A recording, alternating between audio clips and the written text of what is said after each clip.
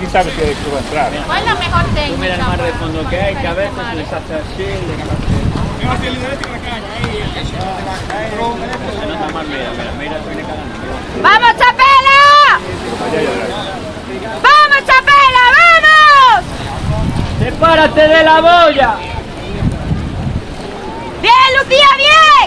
Chapela, mirador, mirador! ¡Vamos, Chapela, vamos! ¡Saliendo ya, Chapela! ¡Vamos, Chapela! ¡Bien, Chapela, bien!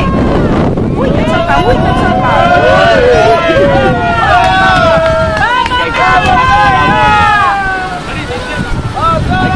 Porque te manda para allá. Te manda para allá. Mira cómo lo manda. Ya viró y mira, la chica. Si es que todas se van. O sea, que se tiene que abrir más.